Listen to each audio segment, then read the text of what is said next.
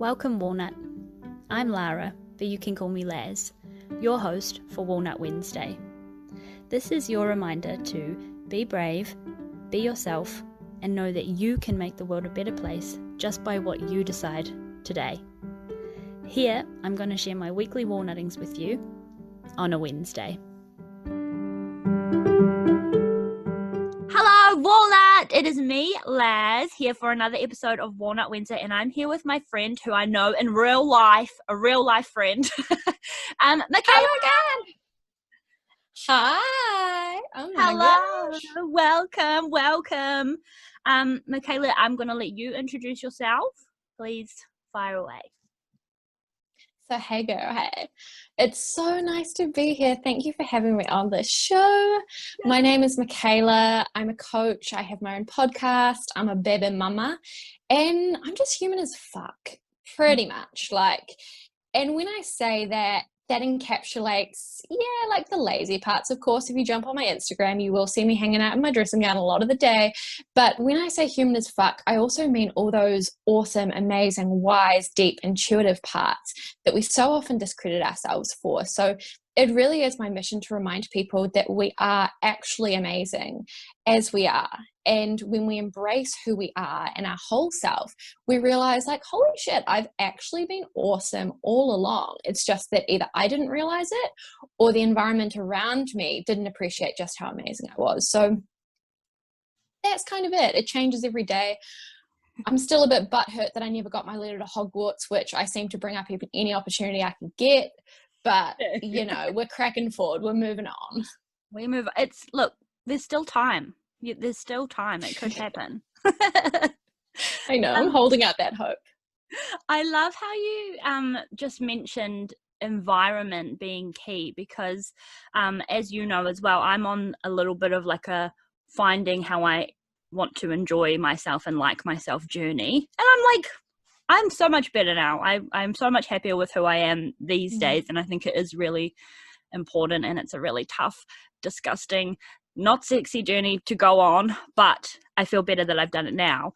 But I just thought it was really interesting how you said about the environments that you're in, because in hindsight, right, I have noticed that, I was hanging out with people who I don't know, if I met them now, I probably just wouldn't hang out with them. So it's this weird, lost Bambi phase of trying to find out who you are kind of thing, I guess. So how did you get to where you are now? How did you get to identify as I'm a coach to make people feel like they love themselves?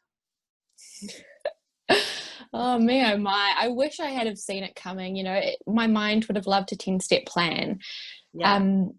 But I don't know. I think there are parts of my journey where there's been a piece of me, a stubborn piece of me that has always felt good enough. And there's also been a part of me that really didn't. And I never wanted to admit it out loud because I've always been a strong, smart, amazing woman. And especially the insecurities I had about my body and in love, I never wanted to admit to that shit because I knew better. I knew that women weren't defined by how they look. I knew that just because I wasn't hanging out in the popular group that had no weightings on how I was as an individual. I was actually, to be honest, that kind of lame.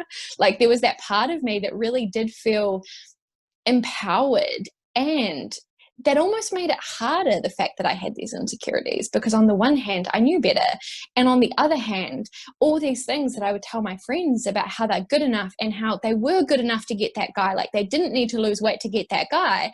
And then I would find myself being but for me, if I'm going to get an amazing boyfriend, then I probably need to sort my butt out, It was definitely a journey like that. And because I resisted the reality of my insecurities and I didn't want to admit to them, and I think it's also because I had a very limited view of what it meant to be insecure. I thought that you needed to be shy and quiet and, almost like a trembling mess. Whereas anyone that met me socially would have known that I had confidence. But it was when I was by myself in my room, looking in the mirror or thinking about those guys that I really wanted to date. And I was like, but they probably don't want to date me. Like, it was though in the quiet moments within myself that I had those insecurities. But because I had a story around what insecurities look like, and that, you know, people that had insecurities obviously had something fundamentally wrong or broken with them, like truth bomb, that's kind of how it felt.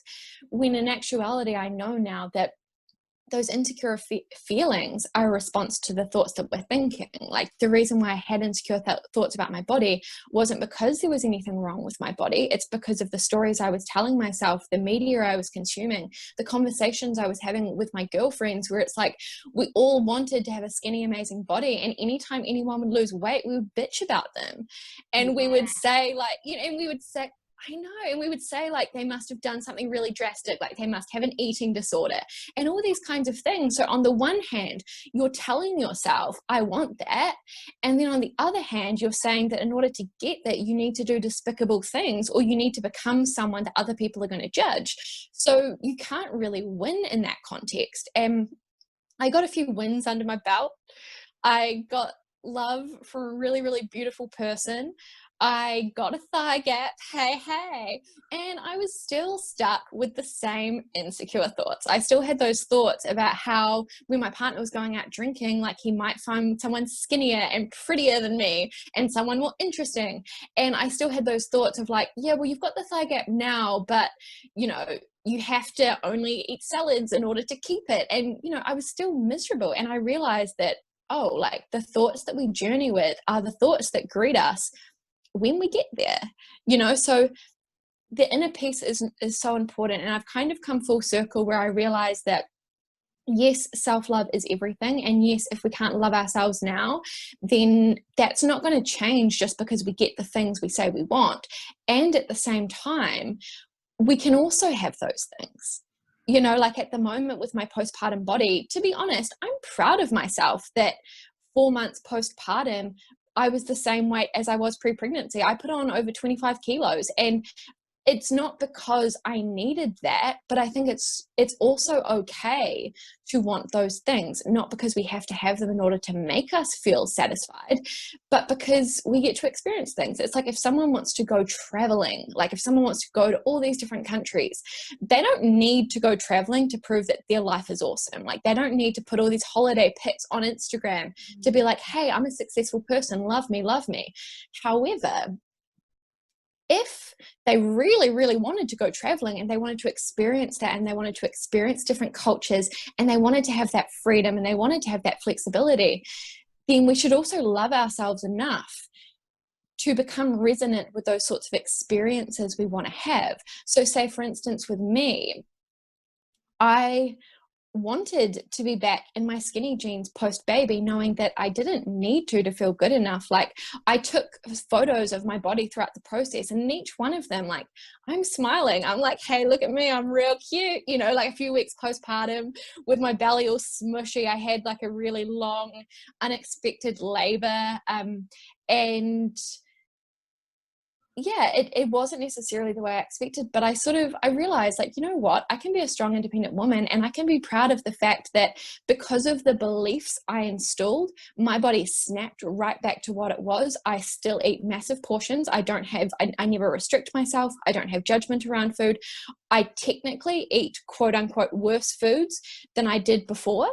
And I have really, really, really solid beliefs around the fact that how I feel about my body is so much more important, because when we have shame and guilt and heaviness around our eating behaviors and our habits, that's what makes us heavy. We feel heavy. Whereas at the moment, like, say, and I want to be healthier for my body, you know, because I love my body. I'm so appreciative for all it's been through. But say, for instance, like the last 2 days, I find myself going through the drive-through. You know, McDonald's combo, KFC. I had ice cream last night. I had brownie the night before that. Yeah, not saying I'm proud of it. I'm not saying, woo! I'm not saying do it. But if I had a belief that I was cheating, or that I needed to burn it off, and I was kind of like up in my head thinking about, okay, so I need to go to the gym to burn off that, then I'm getting into my sympathetic nervous system. I'm getting into that fight, flight, or freeze response where I'm starting to feel anxious. I'm getting cortisol in my body. And when I do that, I can't actually detoxify. Whereas when I'm like, oh yeah, I'm going through the Macca's drive-through, because you know what? Ease and simplicity when I'm a mum is my favorite thing. And I do it, and I don't even think about it afterwards. I don't know, I don't fall off the bandwagon anymore because I'm not on it. I don't go into these binge spiral days where I'm like, fuck it, I'm just going to stand in the pantry and eat the Tim Tams because I'm a piece of shit. No, like, I have my Maccas and then forget about it and then move on to the next meal. It's not a thing. And because of that, I am literally the same weight I was when I was busting my nuts 5 days a week at the gym, writing down all the foods I was eating, counting calories, and fucking hating it. Whereas now it's just not even a thing. And I know that that's super triggering. Whereas right now, if I had a story that if I had junk food and it was going to make me gain weight and somehow that was a bad thing, then yeah, I wouldn't have lost the weight quickly because I didn't make it a thing. I didn't have a story around it. And I think the biggest thing we do is we attach self-worth to our progress. And we say, well, I'm eating healthy, therefore I should be proud of myself because I'm being good. Like, food is value neutral. Going to the gym or not going to the gym is value neutral. That says nothing to who we are as a soul. Like, it feels good when we say we're going to do something and we have integrity. Like, that feels good. I'm all for that. And I'm all for being healthy with our body. But I genuinely believe that the foods we consume and the exercise we do is less important for our health and well-being than the reasons we do that and how we feel about ourselves when we do it. That's what I believe.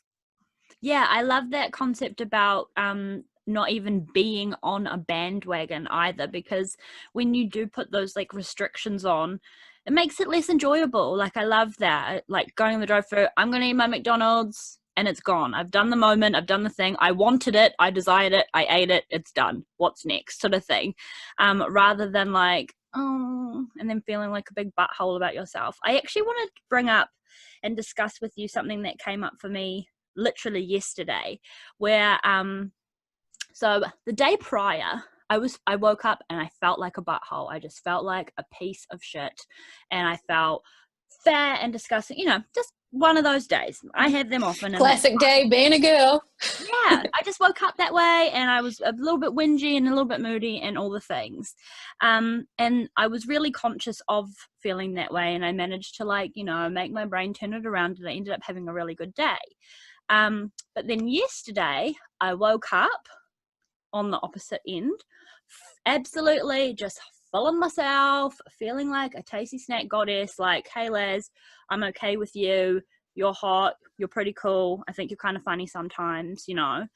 And I went to get my nails done with an old friend from school, and I ended up going back to just realizing that I was going back to like a default setting of shit talking myself, even though I was totally feeling good. So I was saying about, oh, when I go away for New Year's, she's so much skinnier than me, so I'm gonna feel like a fat whale, I'm just so fat, blah blah blah. And as the words were coming out of my mouth, I was like, what the fuck, Liz? You don't even feel fat today. Why are you saying this? And it's like that funny, I'd like to discuss a little bit more about what you think about those knee-jerk reactions, how they're straight away to the, oh, no, not your fat, or it's not. It always comes back to weight for me a lot, because it's quite a journey I've been on for like over a year about the weight and body thing, but not necessarily like you're fat. But it straight away goes to, oh, I'm being annoying. Oh, I'm whinging too much. Oh, I'm too fat. I'm like, can we discuss these like quick reactions, and why do you think that they're always so negative, and how can we shift that? You know what I mean? Yes, we can go for it. So I love that for the past year of your life, you've been on this mission, because it's so powerful, and you being on this journey is so helpful for other women. I know that there are so many women that watch you and they just feel so inspired by this journey that you're on. And especially the fact that you're not getting it perfect, because no one does. And so when we see people that get the mindset perfect, and it's like once they decide, it's locked in, and they never, they never look back, everything's all uphill. And I love that that happens for some people, but for most of us, it's simply not attainable. So for one thing, permission to be human, you're doing it perfectly. You're on this path perfectly, because it's never 1,000 steps forward. It's always a dance between, oh, I'm getting better and I'm feeling myself, and oh shit, I've slipped into a hole, my feet are muddy, and now I'm feeling those sticky thoughts. So for one thing, permission to be human, you're not doing mindset wrong.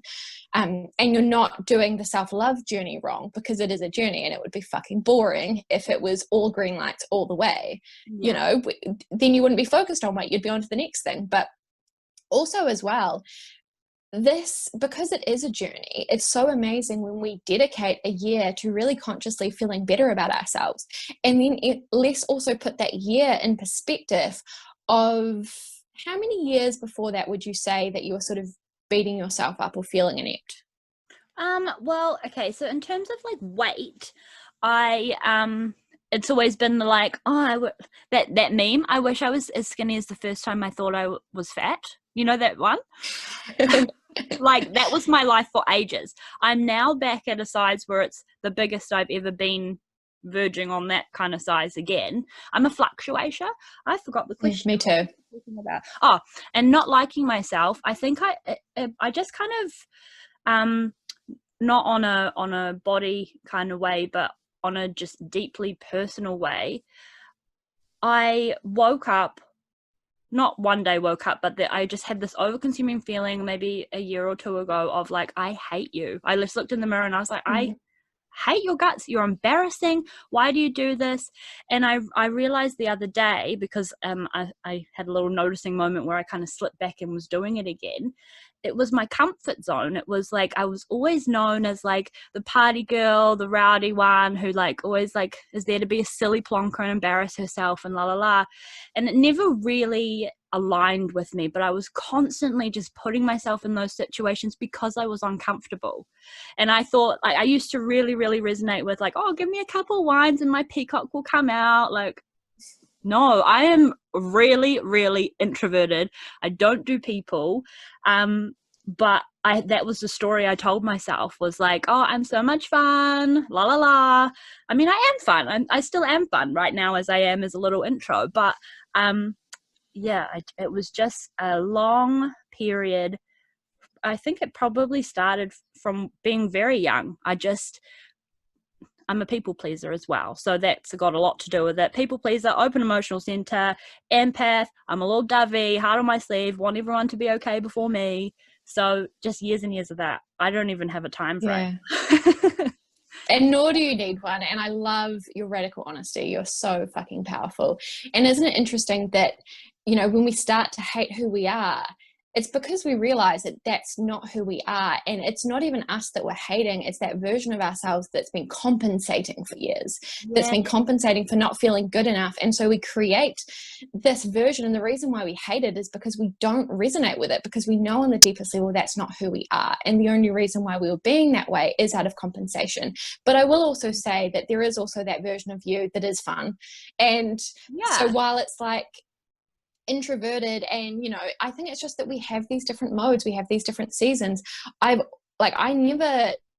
I did my Myers-Briggs and it called me an extrovert, and I was like, what the fuck, like I'm an introvert, I get energy from being by myself.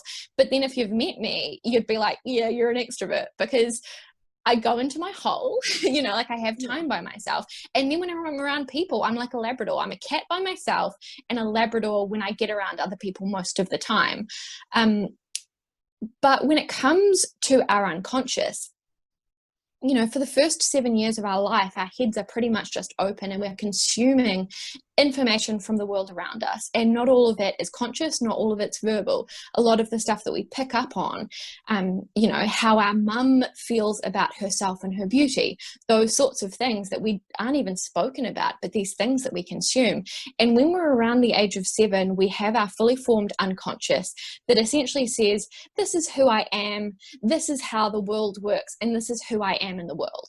And so for the majority of people, sadly, when they get to around the age of 7, they don't feel all that good about themselves, because most of the time the people around them and the environments around them are caught up in this idea that we need to become someone worth knowing. You know, we need to become something. We need to become successful. When, I don't know, having a 9-month-old, I can see that he's been perfect and whole from the start. Like, he's getting better at translating himself into the physical environment, but he is beautiful, like, at every step. It's not like just like he's just started crawling. It's not like he's more valuable just because he's crawling. You know, a week ago when he was just doing his little backwards crawl and he looked like a little, you know, a little crayfish kind of reversing into corners, he's not any less valuable then. He's perfectly whole as he is, and that's exactly like we are. But around the age of 7, we usually have a fully formed idea of who we are as a person. And so it's really important that we understand that while a year can yield such powerful results in terms of our unconscious, we also need to appreciate that from our whole life, for as long as we've been born, and even from when we've been in the womb, our unconscious has been taking in information to make sense of ourselves and to make sense of our environments. So while 1 year yields powerful results, we're also going up against years and years and years and years and years and years and years of conditioning this idea that we are not good enough. So even though it means that we're still making quick wins after a year, of course we are, you know, like, of course, yes, we have those, you might have those instinctive thoughts that say, you know, you're fat, you're not good enough, because a large part of your unconscious has been believing that for years. There's also that pocket now where there's those instinctive thoughts that say, hey, you tasty little snack, like, look at you go. So it's like, it's really important that we understand that Rome wasn't built in a day, nor was our unconscious. And yes, some people have like near-death experiences and all of a sudden everything changes. But I personally believe that it's a journey. And so, yes, we can have these amazing wins. We can feel better about ourselves. But I think it really is important that we commit to the long haul, because I fell into the trap a few years ago, it was about 3 or 4 years ago, where I'd done so much inner work and my instinctive thoughts were positive. I did mirror work. I'd been saying all these affirmations. And when I caught myself in the mirror, my instinctive response was, hey girl, I love you. Like, I was saying I love you so much to myself in the mirror that anytime I saw a mirror, my knee-jerk reaction was, I love you. And I was like, this is amazing. Oh my gosh, I love this. And let this be a cautionary tale, because I got so used to it being an automatic response that I thought, perfect, I don't need to do the work anymore. And I fell into a dark hole, actually. I fell into an energetic depression. I became really codependent on smoking weed because it was my way. I didn't admit to my neediness. I didn't admit to the heartbreak and the people that had hurt me, that they'd hurt me. So I thought, well, I can be needy with weed. I can be clingy with weed, and it's never going to tell on me. It's never going to tell its friends, oh, she's a clingy bitch. And so because I didn't commit to the journey, to the daily practice of feeling good enough, slowly my unconscious started, you know, like those negative stories started to reabsorb me. And so I think it's really important that we actually realize, like, self-love is a daily practice, and it doesn't mean that it doesn't get easier, because it does, but we need to keep fixing the roof while it's sunny outside, because at every step of our journey, like, the more we love ourselves, the more we commit ourselves to and being like, you know what, I'm going to try this, I'm going to do that. When we love ourselves and believe in ourselves, we want to keep up leveling, and at every stage of that there's discomfort, because we're doing things and becoming things that we haven't been before. So it's really important that we commit to self-love as a practice, because at every step of the journey we can be greeted with pieces of ourselves that don't feel good enough, because we're seeing ourselves in new environments. So yeah, I just want to acknowledge you for sticking with it, because it is a journey. And I really do believe that we humans are cyclical beings, and I've got a really short attention span, so I see the value of following our menstrual cycle and following our lunar cycle because I know that it yields such powerful results for most people. For me, I've got a really short attention span, and I find that I don't fit within, like, I don't have 4 distinct phases within a month. I have like 4 distinct phases within a day. I have 4 distinct, I'm not just like this one thing. I'm fucking poetry in motion, like I am fluid, I change. And so there's a methodology called soul modes, which I find really, really interesting. And what essentially it is, even though this isn't the terminology that the author uses herself, it is essentially like we humans, but particularly we feminine core beings, we cycle through the 4 energies of the elements or the 4 energies of the seasons with our own personal cycle. So when you were saying that you had a day where you felt like a butthole, which by the way, I just love that phrase. I think it's hilarious to call things buttholes. It's a thing. It is an actual feeling. Yeah. And have you watched, although it's a matter of interpretation, like, do you watch Workaholics? Mm-mm. They have a way where they call things either tight butthole or loose butthole, and tight butthole is something's amazing, something's really good, and loose butthole is something's really shit. Oh my god, it's hilarious. I love that. Yeah, it's hilarious. But so when you were describing that and you're talking about that time of feeling not good enough, I was like, oh, she's in bear mode, which is essentially like our personal winter when we go through our seasons and we need to retreat. It doesn't have to be negative, but often it does feel like a crisis of confidence and especially because the mode before us was really wild and was like, no, I'm going to make the moves. I'm going to do the big things. Like we're sort of more creative and wild. And then all of a sudden we're just like, zoom, and we get into this personal winter state that can feel like a crisis of confidence. But if we know that it's happening, then usually we realize like, oh, there's actually a powerful mental detoxification taking place. My mind is kind of like, my sensible mind is going offline for a period, and my body and my mind is craving deep rest. Which means that I'm not just going to sit there on social media comparing myself to other people. I'm actually going to allow myself to do whatever I want to do. And for me in bear mode, like I have no stories around it. So I love binging Netflix when I'm in bear mode. I don't necessarily want to be on Instagram, but I want to be consuming heaps of RuPaul's Drag Race. And the wisdom of this time is that because we are more still, this is actually our time of spiritual genius, where we're more connected with the deeper parts of ourselves. We're more connected with those pieces of our unconscious that doesn't necessarily feel good enough. And then the next day, as a generator, it's not surprising to me that all of a sudden you felt like hot shit, because that's when our spring comes back around. And that's when all of a sudden we want to do all the things. We want to write the to-do list. We want to do the things. We want to go to the places. And so as someone that does have that defined sacral, it makes sense to me that you feel more confident and comfortable in that state, because all of a sudden you're back in that doing energy. Whereas for a generator, being in those winter vibes must be really uncomfortable. I don't know. I'm a projector. I have a really strong bear mode. I have a really strong chill, and I love my chill. It feels really comfortable to me. And then when I'm back in the super, I love it, but I get over it real quick. Yeah. So that's probably what I would say. Yeah, my friend Carrie, she is also a generator, and I love this term because I resonate with it so much, but she calls herself a lazy generator. So and this is why I love her so much, because she has never identified, and the same with myself, that like go all the time, whereas I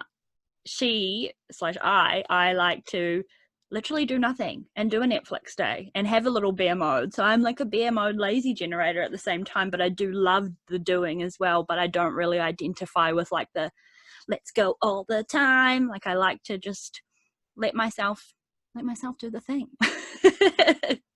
I love that. And I think another good word for a lazy generator is a woman. Yes. Like it's a human being that has cycles and rhythms. And I think we have this idea, especially if you are into human design, if you're not, sort your fucking priorities out, get into it. Oh good. Sorry.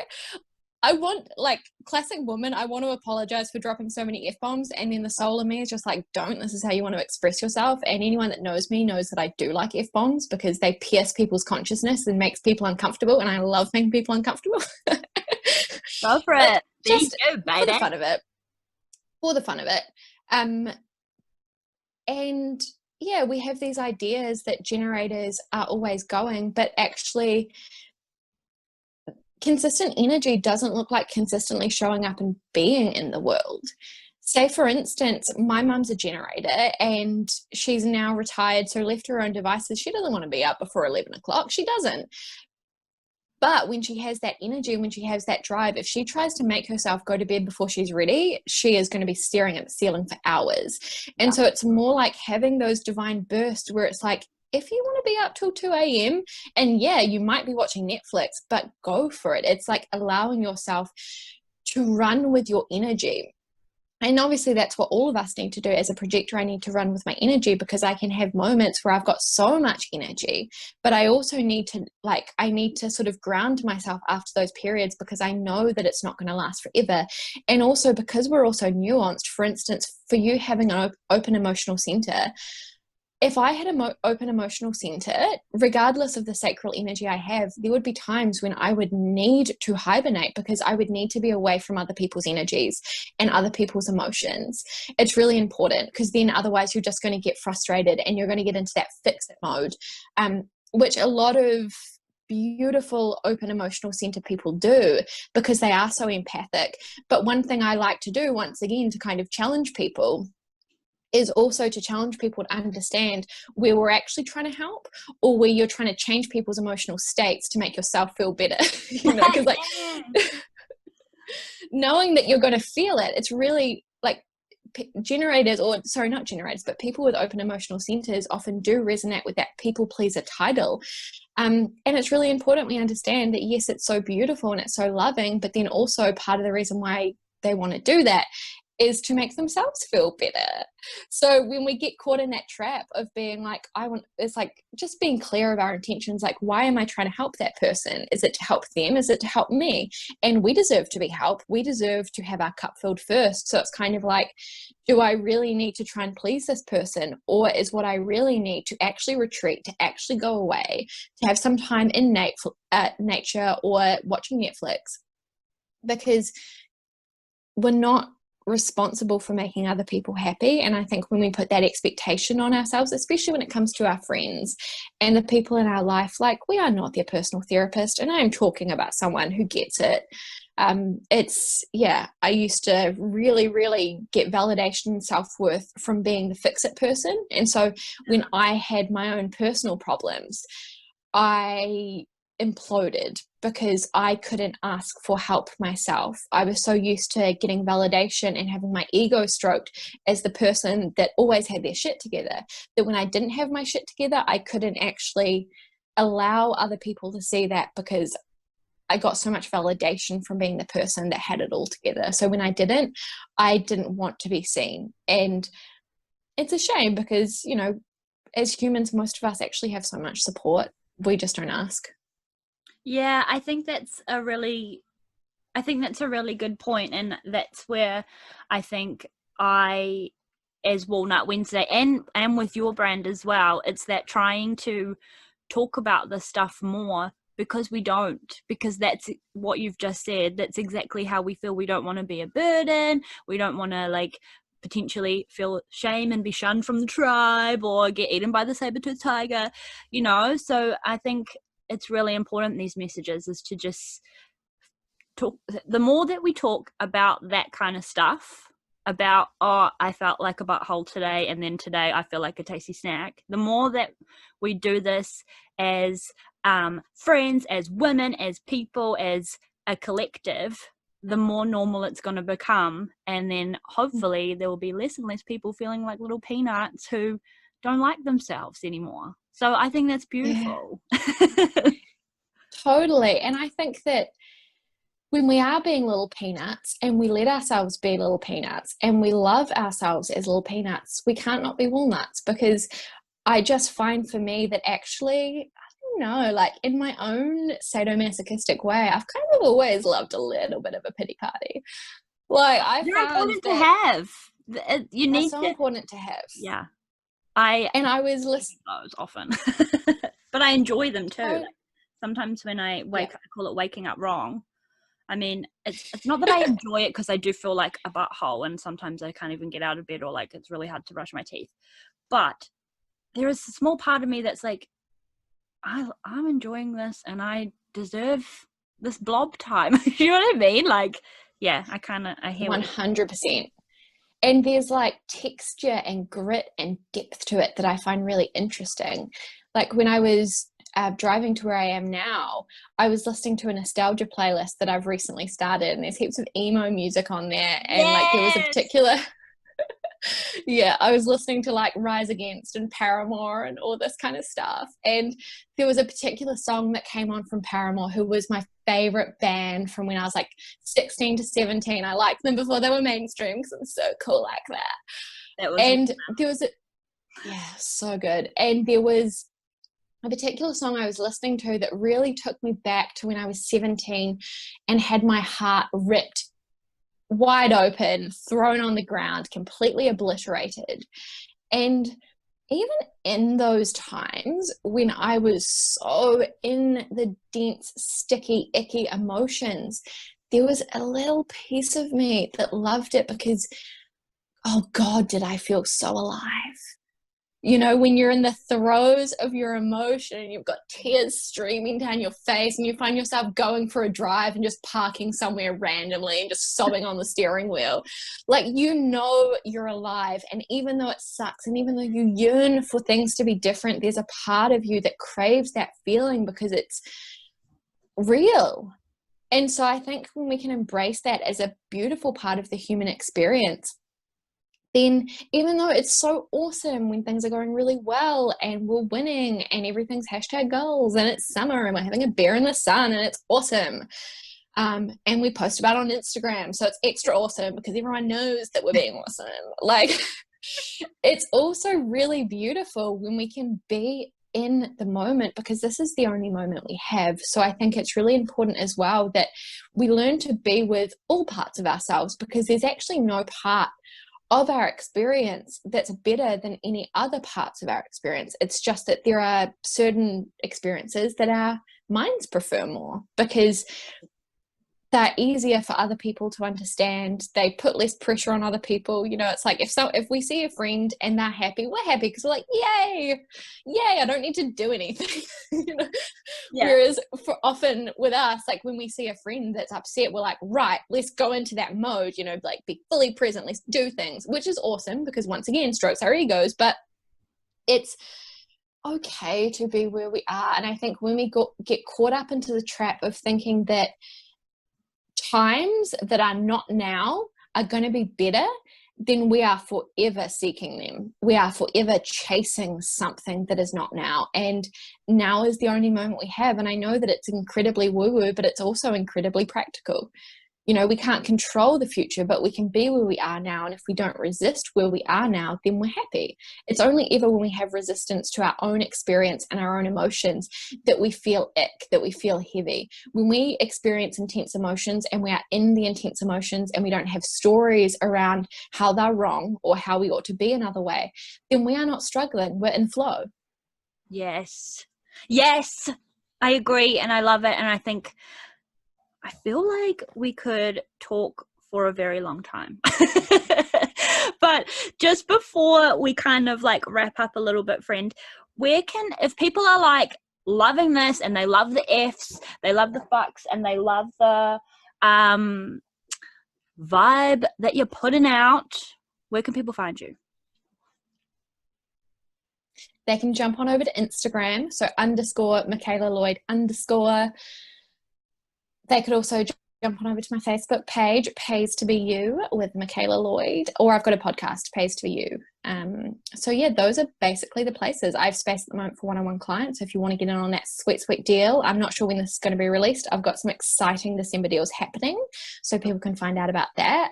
But if you want to be in my world, just make it happen. Just come on over. Oh, I love it. So Walnut, get on that train and go and find Michaela. But I have a last question for you, which I ask for everybody. And that is, what does being a walnut mean to you?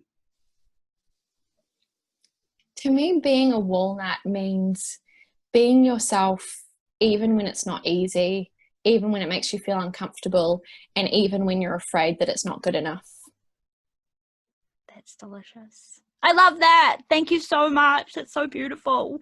Do you have any last things you want to say, or something you feel like you haven't shared, or words of wisdom for any walnuts who maybe are feeling like a butthole today? Anything else? I just feel like reminding you of your delicious complexity. You're allowed to be all the things. It's not an either or, it's an and situation. Just because you have insecure thoughts doesn't mean you're not a strong badass bitch. Like, just because you might not be feeling yourself today doesn't mean you don't have words of wisdom to say. Like, you are fluid, you are poetry in motion. So, and yes, for the connoisseurs out there, they will realize that that is a wrestling move from Jeff Hardy, because I'm a wrestling geek from way back, just in case you didn't know. Because once again, we're complex, you know. So I really would just exactly. I really would just remind you that there is so much power in embracing all that you are.